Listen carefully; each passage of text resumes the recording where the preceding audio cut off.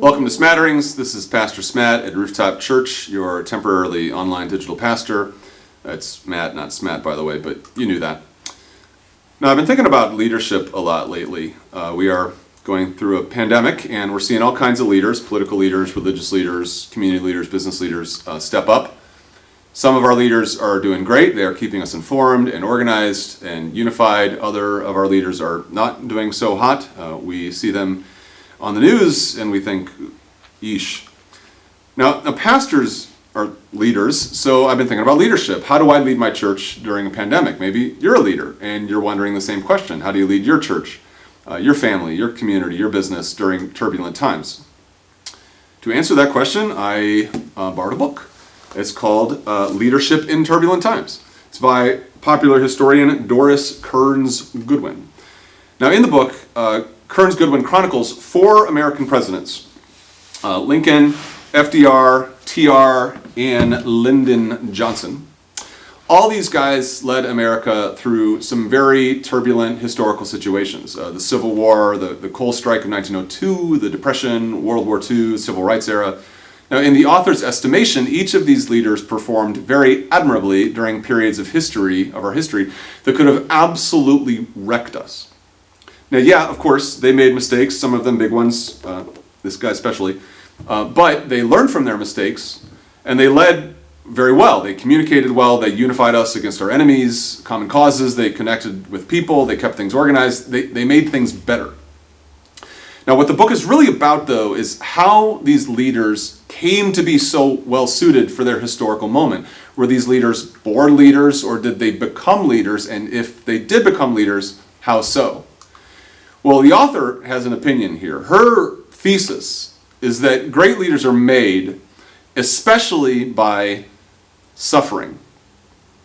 Before Lincoln, TR, FDR, and Johnson were successful presidents, they were human beings who were very familiar with adversity. Lincoln battled depression and poverty. TR lost 2 beloved family members on the same day. FDR, crippled by polio. Johnson lost a devastating election, grew up a neglected child. Now, each of them were strong leaders aside from their suffering. In order to be a great leader, you don't have to have polio. But their intimate familiarity with pain equipped them to be the sort of leaders and have the extraordinary experience that they needed to get America through its crisis. How so? Well, in lots of ways. In their suffering, they learned perseverance, they learned empathy for others, they learned perspective, they learned humanity. Now, when you look at the leaders who are trying to get us through this pandemic, you can tell, right? You can tell which of them know what it's like to be a human being acquainted with sorrows and which of them don't. I mean, regardless of political party, you can tell. And I think this is important for all of us on a couple fronts. First, if you're a leader right now, let your familiarity with suffering guide you. We've all suffered in some way, some more than others, but everybody has. Channel that.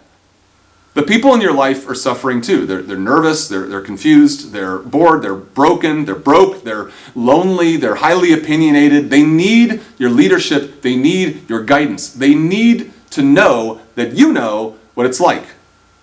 I mean, they're going to be more willing to follow you if they know you get it.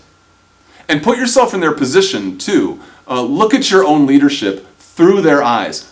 Are you being helpful to them? Are you making their lives better or worse? And show them the perseverance that you learned as a sufferer. You're a fighter. You got to this point in your life by clawing your way here, despite everything stacked up against you. Your people need to see that persevering spirit right now. So that's the first thing. If you're a leader, let your suffering guide you. Secondly, you should know that this is one of the reasons why I'm a Christian.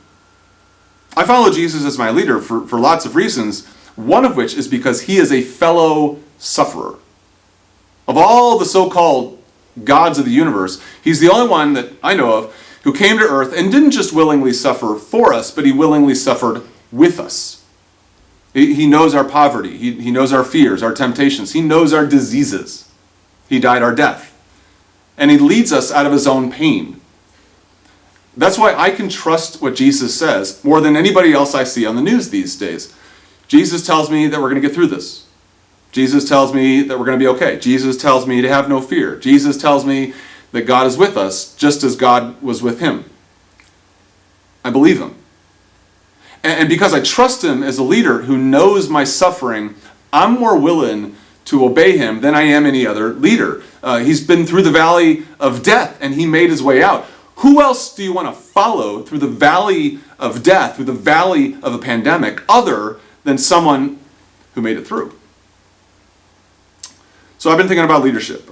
Mine, yours, FDR's, Lincoln's, Christ's. We need more strong leadership from everybody these days. And if you're a leader, you got to lead well right now. But where other leaders will fail us, and they will, Jesus never will. He got through the most turbulent experience anyone could ever know, death. And he can pull us through our own turbulent time.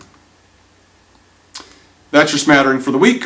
For more online coronavirus content, you can visit us at rooftop.org/TV. We also look forward to seeing you on Sunday morning for our worship service. Until then, this is Pastor Smatt signing out.